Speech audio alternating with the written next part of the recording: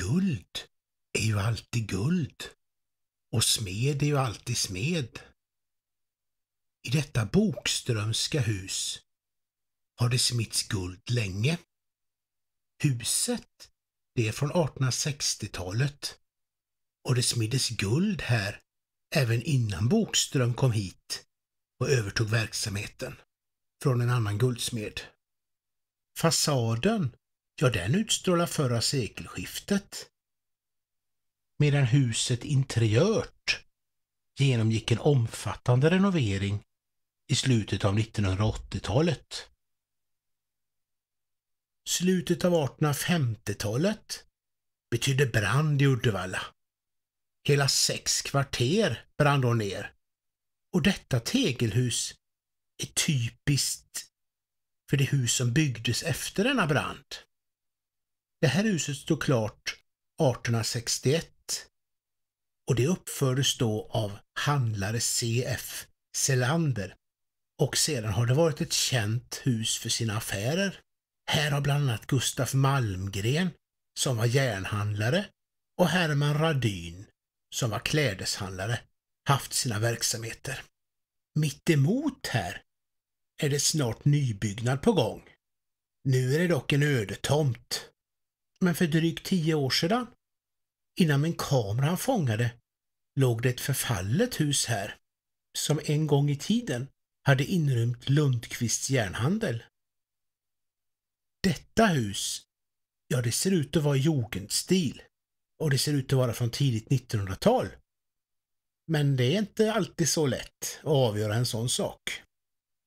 Det här huset blev nämligen ombyggt i denna stil 1911 av speditören H.F. Andersson. Ja, det var hans dotter som senare hade en affär för frukt och blommor i huset. I vindsrum i detta hus förresten, där bagare Wahlgren då bodde, bildades faktiskt samfundet Myrstacken 1878.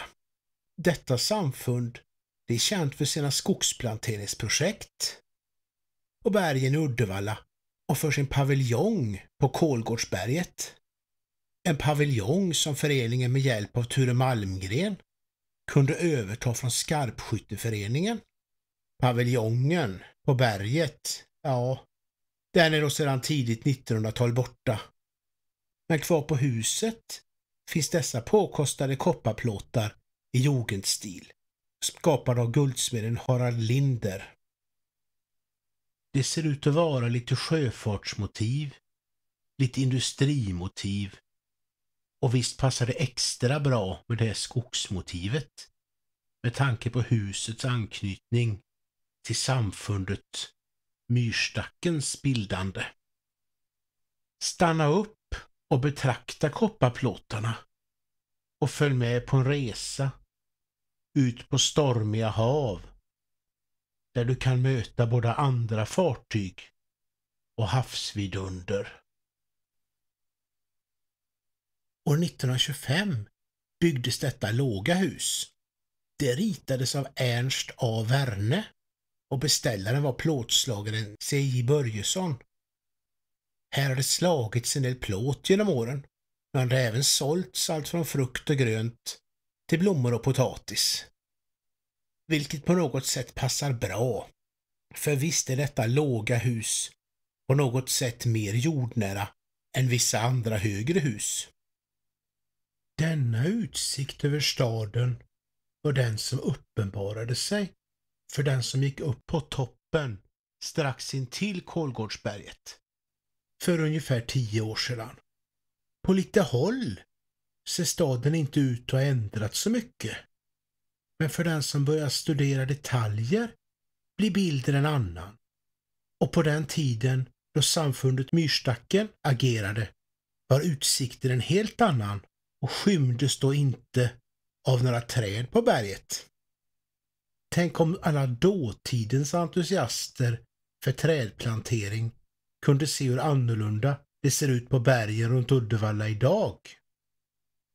Kanske är det värt att avsluta vandringen här vid lotsarnas gatukök och pizzeria. Här är det lotsarna Kolgårdar, därav namnet Kolgårdsberget. Namnet har alltså ingenting med ånglok och någon kolgård att göra. För då hade ju kol stavats med O och inte med Å. Det finns för övrigt ingen kolodling här längre. I alla fall inte någon som några lotsar sköter. Det finns faktiskt inte längre något gatukök här heller. Då denna byggnad idag är ett minne blott. Men det finns ju givetvis andra gatukök i staden. Men här på parkeringen syns det mest till bilar. Men varken gatukök, lotsar eller några kolodlingar. Man skulle faktiskt med lite Göteborgshumor kunna säga att förr var det lotsar som hade kol här. Men nu är det parkeringsvakter som har koll här.